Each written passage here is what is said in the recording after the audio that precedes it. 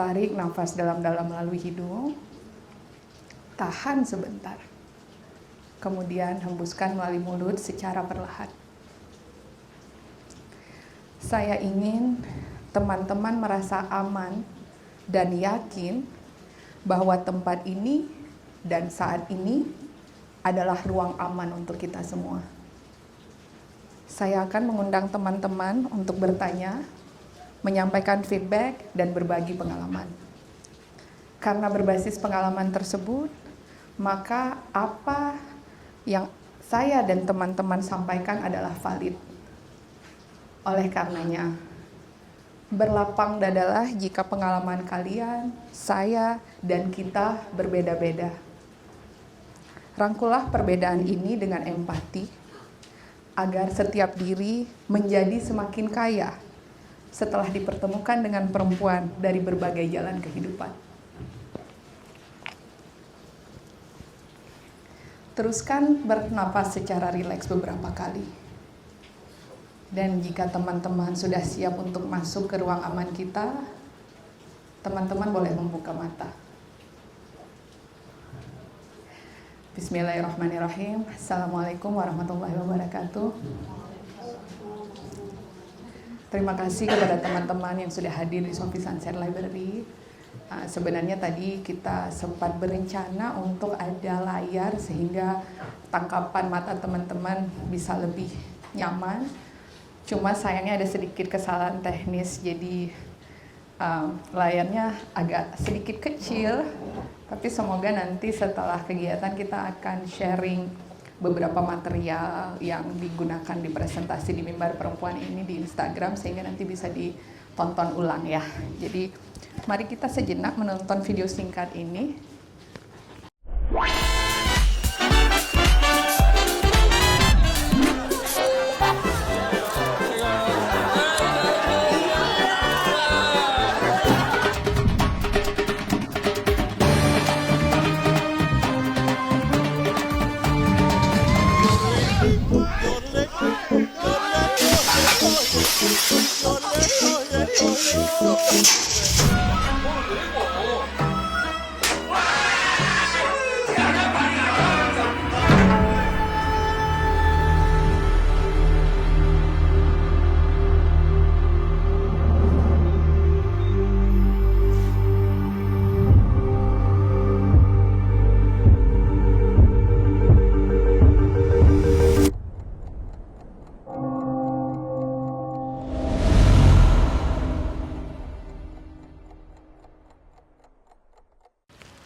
Di sini ada foto orang yang sangat berarti untuk hidup saya. Beliau adalah papa saya. Sayangnya karena tsunami, beliau termasuk salah satu dari korban yang hilang. Kami nggak pernah menemukan jenazah papa. Saya dekat dengan papa di usia pubertas. Setelah mama menyerah terimakan pengasuhan saya ke papa, dengan alasan tidak sanggup menghadapi pemberontakan khas remaja seorang Mirisa Hasfaria. Gejolak pubertas menjadikan saya sangat rebelius, keras kepala, dan hanya bisa dilunakkan dengan argumen yang masuk akal. Saya sangat tidak bisa menerima aturan-aturan yang ditegakkan mama dengan alasan, because I, your mother, and I said so. Saya selalu menuntut penjelasan di balik aturan-aturan yang mengekang kebebasan, membatasi kreativitas, dan sering tidak masuk akal tersebut. Ketiadaan penjelasan yang logis akan membuat pemberontakan saya berlipat-lipat. Saat menuliskan refleksi untuk Mimbar Perempuan ini, saya bersyukur. Karena saat menjadi remaja pemberontak tersebut, saya tidak dinikahkan. Pilihan yang terkadang diambil ketika orang tua merasa anak perempuannya sudah tidak bisa dikontrol. Di usia 17 tahun, do you want to know what my father gave me when I came to age? This one, paspor. Bukan buku nikah. Paspor tersebut saya gunakan untuk berangkat ke Swiss, berpartisipasi dalam program pertukaran pelajar AFS. Saat itu hanya ada 19 peserta yang berasal dari 18 chapter di seluruh Indonesia yang terpilih untuk mengikuti program dengan negara tujuan Amerika Serikat, Jerman, Swiss, Belgia, Belanda, dan Italia. Papa juga yang memutuskan kutukan kawin anak yang menimpa keluarga kami selama 2 generasi. Nenek, my maternal grandmother, lahir di tahun 1930. Nenek berumur 15 tahun ketika menikah dan hanya lulusan MULO yang setara dengan SMP saat ini. Mama lahir di tahun 1958 dan menikah gantung ketika ia bahkan belum menyelesaikan sekolah asisten apotekernya yang setara dengan SMA saat ini. Mama melahirkan putra pertamanya yang prematur saat berusia belum genap 20 tahun. Ini berarti Mama hamil ketika berusia 19 tahun. Mama melahirkan 6 orang anak. Jauh berbeda dengan nenek dan mama. Saya memiliki gelar pendidikan lebih tinggi sampai magister dan masih lajang tanpa anak. Saya yang berkesempatan melanjutkan pendidikan tinggi lebih dulu sebelum dibolehkan menikah tidak lepas dari peran papa. Papa menerapkan aturan bahwa setiap anak di keluarga kami boleh menikah setelah ia menyelesaikan sarjana.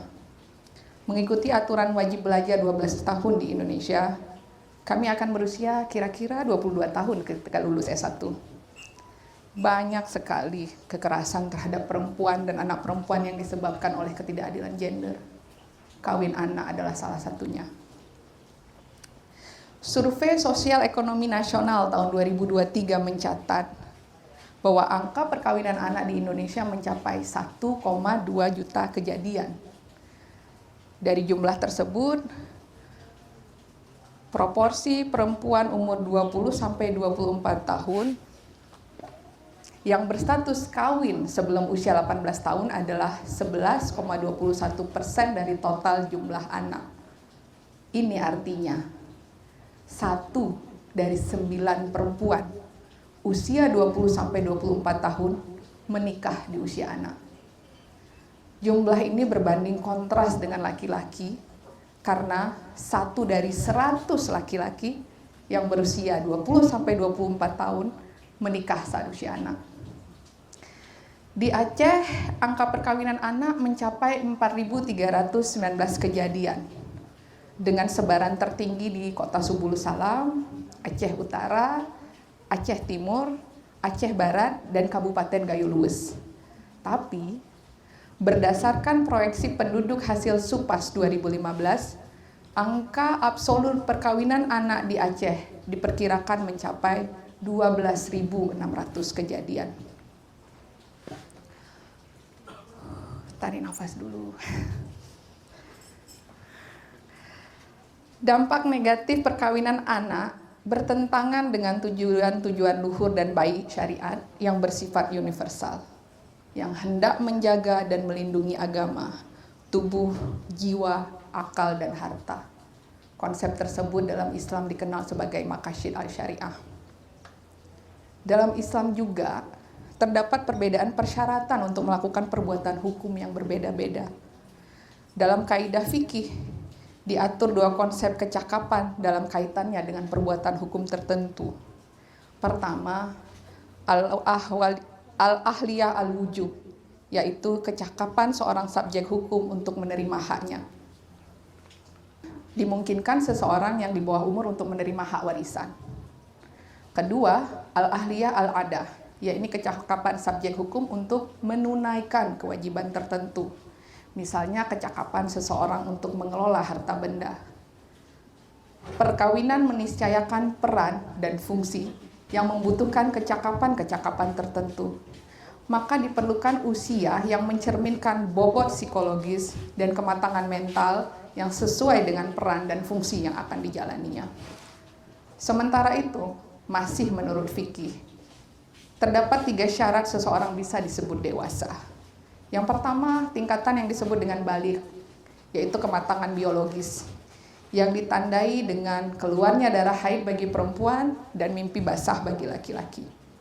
Tingkatan yang kedua adalah akil atau berakal, mengindikasikan kematangan mental. Tingkatan yang terakhir yaitu rusyid, yang berarti kecakapan memikul tanggung jawab dan bisa mengatur keputusan seperti keuangan sendiri. Jadi jika merujuk pada konsep kedewasaan menurut fikih ini, bila salah satu syarat tersebut belum terpenuhi, maka sebenarnya seseorang belum dianggap dewasa.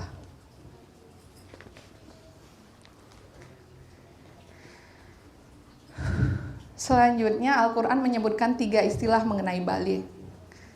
Yang pertama balagha al-hulum, yang kedua balaghu al-nikah, dan yang ketiga balagha asyuddah. Balagha al-hulum itu tidak secara eksplisit menunjuk kepada batas kedewasaan untuk menikah, melainkan batas kedewasaan untuk memikul tanggung jawab dalam menjalankan ibadah wajib seperti sholat, puasa, dan haji. Oleh karenanya, menjadi terbantahkan bahwa persyaratan balik cukup untuk jadi dasar bagi perempuan menikah. Karena Al-Quran mengaitkan balaghu al-nikah dengan rusyid, yang mensyaratkan kematangan biologis, pikiran, mental, dan kecakapan dalam memikul tanggung jawab sebagai syarat untuk menikah. Perjuangan terhadap pencegahan kawin anak telah dimulai sejak 1901, yaitu ketika Raden Ajeng Kartini menulis surat protes tentang anak Bupati Ciamis yang dikawinkan di usia 13 tahun. Di 2019, sejumlah LSM mengajukan judicial review terhadap pasal 7 ayat 1 dan 2 Undang-Undang Nomor 1 Tahun 74 tentang perkawinan. Namun Mahkamah Konstitusi menolak permohonan untuk menaikkan batas usia menikah perempuan dari 16 menjadi 18 tahun. Di Desember 2018, Mahkamah Konstitusi baru mengabulkan gugatan uji materi batas usia perkawinan yang melahirkan Undang-Undang Nomor 16 Tahun 2019, sehingga usia perkawinan dengan persetujuan orang tua bagi anak perempuan dan anak laki-laki sama, yaitu 19 tahun. Pendewasaan usia pernikahan dapat mencegah dampak negatif secara biologis maupun sosial, politik, dan budaya. Organ reproduksi perempuan akan lebih siap dengan semakin matangnya usia, sehingga mencegah terjadinya komplikasi saat hamil, keguguran, ataupun kematian saat melahirkan. Survei Demografi dan Kesehatan Indonesia mencatat bahwa pada 2012, angka kematian ibu sebesar 359 kasus per 100.000 kelahiran. Penyebabnya didominasi oleh usia ibu yang terlalu muda saat persalinan. Di 2023 angka ini turun menjadi 305 per 100.000 kelahiran. Namun ini masih jauh dari target RPJMN nasional 2020-2024 yang menargetkan AKI menjadi 183 per 100.000 kelahiran. Tragisnya, target pemerintah ini pun sesungguhnya merupakan diskon yang cukup fantastis dari target SDG tujuan 3 untuk menurunkan AKI menjadi kurang dari 70 kematian per 100.000 kelahiran di 2030. Patut pula diingat bahwa pemerintah Indonesia gagal mencapai target AKI sesuai dengan Millennium Development Goals, yaitu 102 kematian per 100.000 kelahiran di 2015 lalu.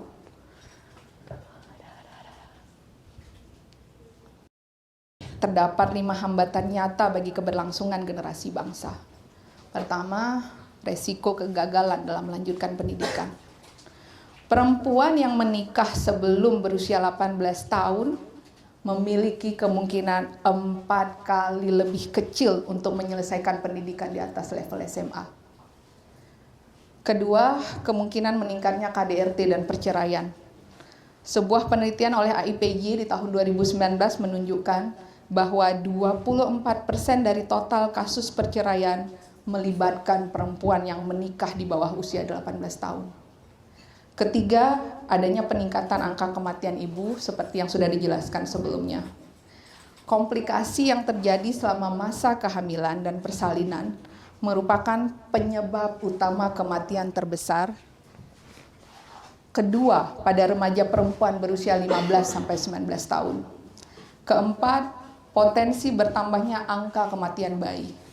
Bayi yang dilahirkan oleh ibu yang berusia di bawah 20 tahun memiliki kemungkinan meninggal sebelum berusia 28 hari dengan resiko 1,5 kali lebih tinggi dibandingkan bayi yang dilahirkan oleh ibu yang berumur 20-30 tahun.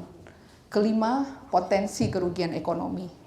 UNICEF memperkirakan bahwa perkawinan anak berakibat merugikan Indonesia sebesar 171.689.071 rupiah pada tahun 2014. Dan ini setara dengan 1,7% dari PDB nasional.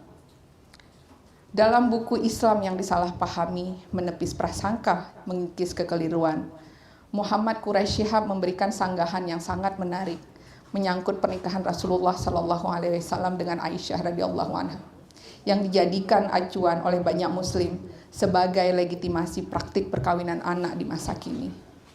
Beliau menyebutkan, terdapat beberapa riwayat menyangkut usia Sayyidah Aisyah ketika menikah dengan Rasulullah, dan riwayat yang menyebutkan bahwa usia beliau 9 tahun saat itu tidak dapat dipertanggungjawabkan kesahihannya.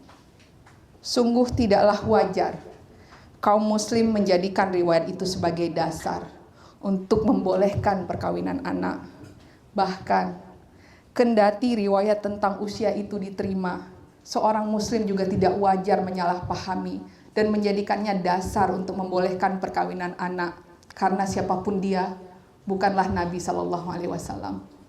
Siapapun, tidak ada yang dapat mencapai peringkat akhlak dan kepribadian beliau, sehingga yang menjadikan riwayat tersebut sebagai dalil, di samping angkuh karena merasa diri seperti Nabi, juga bodoh karena tidak mengetahui bahwa riwayat tersebut lemah, adalah ketidaktepatan untuk menjadikan semua pengamalan Nabi SAW dalam bidang non-ibadah murni sebagai sesuatu yang baik untuk diteladani. Non-ibadah murni bermakna bahwa menikah hanyalah salah satu sarana bagi seseorang untuk melakukan kebaikan, sehingga menikah tidak disejajarkan dengan praktik ibadah agama seperti sholat, puasa, zakat, dan haji. Tidak saja karena beliau adalah Nabi yang mempunyai hak dan kewajiban yang berbeda dengan kita, tetapi juga karena adanya perkembangan masyarakat yang menjadikan masa kita tidak sepenuhnya sama dengan masa Nabi. Ada nilai-nilai yang bergeser, rasa keadilan dan kewajiban berubah, adat kebiasaan pun berganti. Dengan terbukanya peluang untuk memilih regulasi yang paling tepat mengenai perkawinan anak, seharusnya prinsip maslahat diterapkan untuk membantu individu dalam menentukan hukum yang mendatangkan kebaikan dan keselamatan bagi anak. Keimanan mengajarkan kita untuk tidak berlaku zalim dan aniaya kepada sesama manusia, terutama mereka yang tidak berdaya seperti anak-anak, anak perempuan, atau anak yatim. Sementara itu, perkembangan ilmu kesehatan, pendidikan, dan sosial budaya telah membantu manusia untuk menetapkan kriteria dalam menilai tindakan zalim. Perkawinan anak yang lebih banyak menyebabkan mudarat dan mafsadat, yaitu kerusakan daripada manfaat, merupakan sebuah kezaliman dan tindakan yang tidak adil. Manusia memiliki kemampuan untuk memanfaatkan pengetahuannya dalam memilih kebijakan hukum yang berlandaskan fakta sosial, serta perkembangan pengetahuan yang dapat mengevaluasi dampak dari perkawinan anak yang dianggap sebagai tindakan yang zalim. Kongres Ulama Perempuan Indonesia telah mengeluarkan 3 fatwa dalam kongres pertamanya yang berlangsung di Cirebon 25-27 April 2017 lalu. Salah satu keputusan yang diambil adalah menegaskan pandangan bahwa hukum yang melarang pernikahan anak merupakan sebuah keharusan. Allah Subhanahu wa taala berfirman dalam Quran surat Al-Maidah ayat 8 yang artinya adalah, wahai orang-orang yang beriman, jadilah kamu penegak kebenaran karena Allah dan saksi-saksi yang bertindak dengan adil. Janganlah kebencianmu terhadap suatu kaum mendorong kamu untuk berlaku tidak adil. Berlaku adillah, karena adil itu lebih dekat pada takwa, dan bertakwalah kepada Allah. Sesungguhnya Allah Maha Teliti terhadap apa yang kamu kerjakan. Saya ingin menutup mimbar perempuan ini dengan 3 hal. Pertama, ada nasihat yang sangat bagus sekali dari Mas Wahid Hasyim. Mas Wahid Hasyim saat ini sudah kembali ke Cirebon, tapi di masa awal Beliau merupakan mantan pengurus Rifka Anissa Women Crisis Center di Yogyakarta. Pesan beliau, adil itu mensyaratkan pengetahuan. Tanpa pengetahuan keadilan itu tidak ada. Dan pengetahuan sesungguhnya selalu berdimensi moral. Kedua, ada video singkat mengenai Girl Effect. Mari kita tonton sejenak.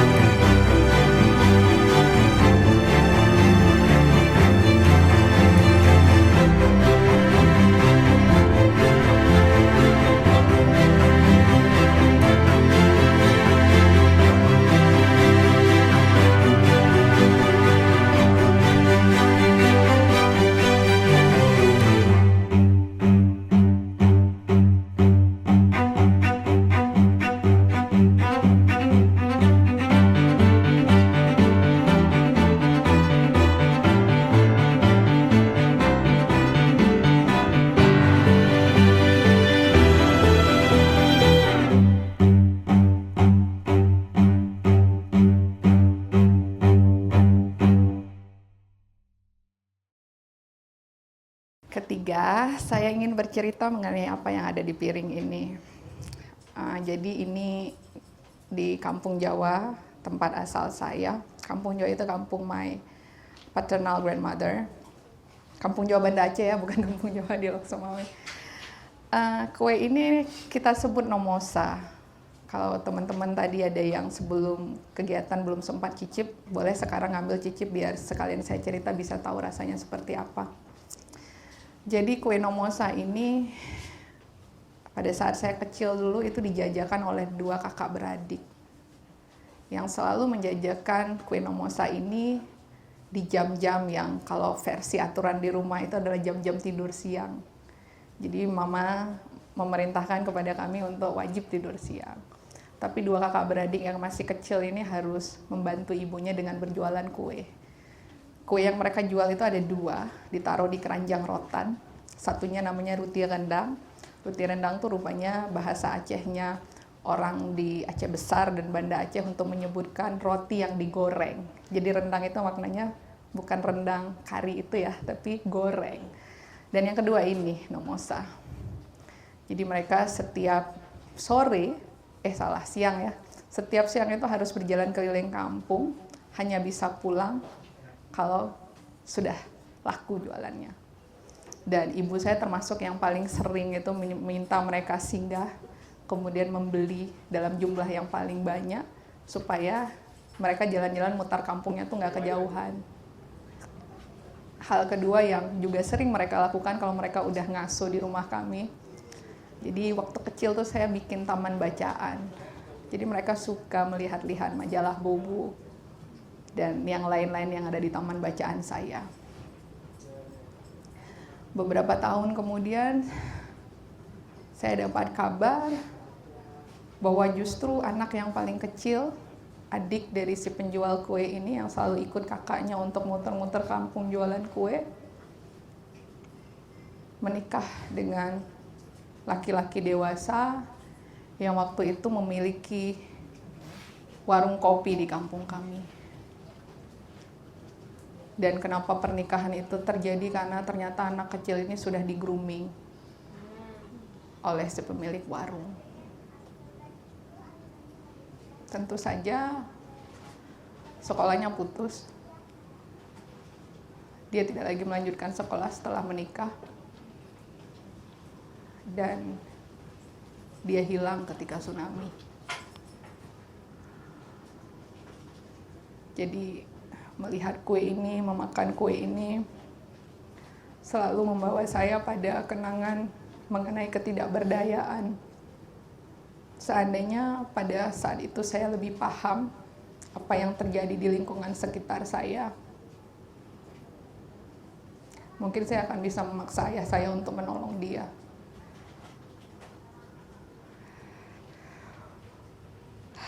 Terima kasih atas kesempatan yang diberikan untuk mengisi mimbar perempuan. Saya membuka kesempatan kepada teman-teman untuk bertanya, menyampaikan feedback, dan berbagi pengalaman.